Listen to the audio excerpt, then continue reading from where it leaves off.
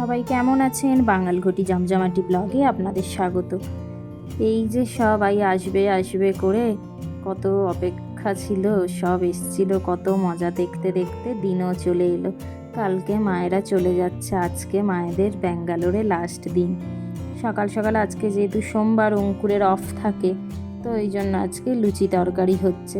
ছেলেও তাড়াতাড়ি উঠে গেছে, স্কুলে যেতে এখনও দেরি, ওই জন্য মা মাসির সাথে বসেছে ও লুচি বানাতে। ওর আবার যে কোনো কাজ করতে মানে বড্ড বেশি এক্সাইটেড, যেখানে কাজ দেখবে সেখানে ওই দেখুন এত পাকা পাকা কথা বলে না, মানে সে কথা যেন ওর শেষ হয় না। সবাই ওর ওই কথা শুনছে আর হেসে গড়াগড়ি খাচ্ছে।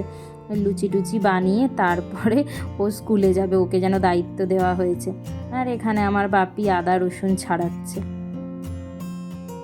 যা যা বলেছিলাম মা সবই বানিয়ে খাইয়েছে, এই পটল পোস্তটাই বাকি ছিল, তাই আজকেই পটল পোস্ত হচ্ছে। মানে মনটা এত খারাপ লাগছে না এটাই ভেবে যে কালকে সকালে সবাই চলে যাবে। আবার যতদিন না বাড়ি যাচ্ছি বা বাড়ির থেকে মা আসছে ততদিন মায়ের হাতের রান্না আর খাওয়া হবে না। মানে এই কটা দিন কীভাবে যে কেটে গেল, 10-12টা দিন, মানে বুঝতেই পারলাম না। স্কুল থেকে নতুন বই দিয়েছিল, সেই বইগুলো আবার বলেছিল যে কভার করে স্কুলে আবার জমা দিতে। সেইগুলোই আজকে নিয়ে যাচ্ছে দাদা। দেখুন না, ভাইয়ের সব বই গুছিয়ে দিচ্ছে স্কুলে দিতে যাবে বলে। এই কদিন আবার দাদা ভাই সবাই মিলেই স্কুলে দিতে যেত, নিয়ে আসছিল, বেশ মজায় মজায় কাটছিল। আর স্কুল থেকেও বেশ তাড়াতাড়ি নিয়ে চলে আসছিলাম। আজকেও নিয়ে চলে আসবো, আজকে লাস্ট দিন তো। ওই বেটুদাই বলছে যে মাম্মাম সুইমিং পুলে নামবো, আবার ভাইকে ছাড়াও নামবে না, ওই জন্য আজকেও তাড়াতাড়ি নিয়ে চলে আসবো। আর এদিকে দেখতে দেখতে ছেলে নাকি নার্সারিতে উঠে গেল, প্লে স্কুলে ভর্তি হয়েছিল সেখান থেকে নার্সারিতে চলে গেল। আর ওরও নাকি বই খাতা হয়ে গেল, পিঠে এখন ধীরে ধীরে ব্যাগের বোঝা বাড়তে চলেছে।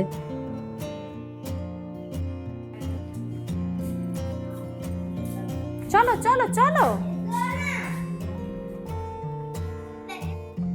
আজকেই দাদা ভাইকে লাস্ট দিতে আসছে, কাল থেকে আর দাদা ভাই আসবে না। কালকে যে ছেলে কি করবে কে জানে।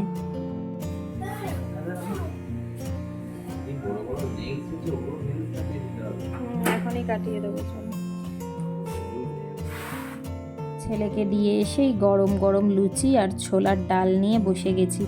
লুচি হলেই তো আলুর দম, আলুর তরকারি দিয়ে খাইতে। আজকে মাকে বললাম একটু মিষ্টি মিষ্টি করে ছোলার ডাল বানাও, এটা দিয়েও লুচি খেতে যে কি ভালো লাগে। ঝটপট খেয়ে নিই, দাঁড়ান, তারপরে আপনাদের সাথে আবার কথা বলছি।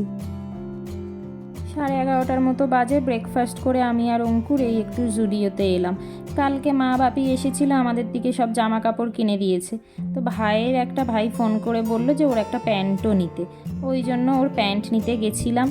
ওখান থেকে এসে ছেলেকে একদম ডাইরেক্ট নিয়ে এখন বাড়ি ফিরছি। এখন 12টা 12:30টাও বাজেনি, নিয়ে চলে এলাম। আমি বললাম না যে সুইমিং পুলে আজকে যাব, সেই জন্য একটু তাড়াতাড়ি নিয়ে চলে এসেছি। থেকে এসেই দেখুন না কোনো রকম ড্রেস চেঞ্জ করে ওই যে রেডি হয়ে লাফাতে লাফাতে যাচ্ছে। আজকে একটু ওদের সাথে আমিও নামবো, অনেক দিন আমিও পুলে নামিনি।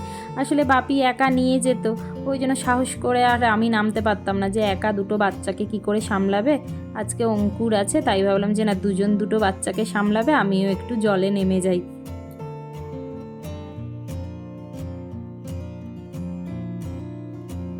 প্রথমে নামার সময় কি ঠান্ডা লাগছিল, আর নেমে যাওয়ার পরে আর উঠতে ইচ্ছে করছে না।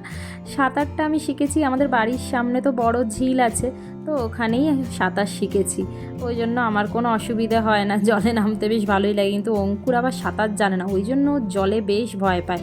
আর এইদিকে বেটু এইখানে এসে না এই কয়েকদিনে বেশ ভালো বন্ধুত্ব বানিয়ে নিয়েছে সবাইয়ের সাথে, মানে পার্কে গেলে কিছু বন্ধু, এই ছেলেটার সাথেই সুইমিং পুলে একসাথে এসে এসে বন্ধুত্ব হয়ে গেছে।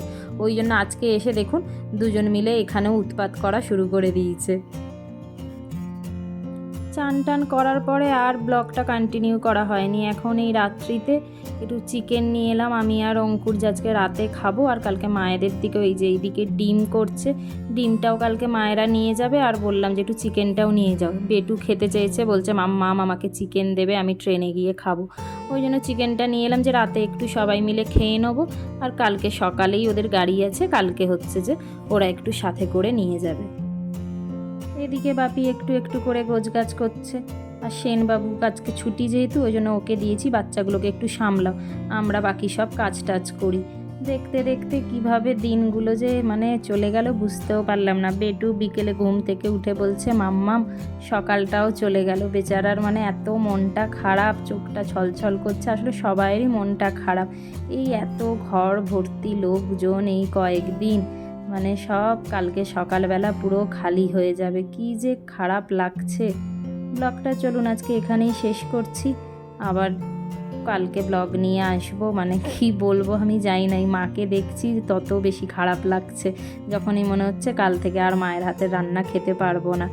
চলুন, ভালো লাগলে লাইক অ্যান্ড সাবস্ক্রাইব করতে ভুলবেন না।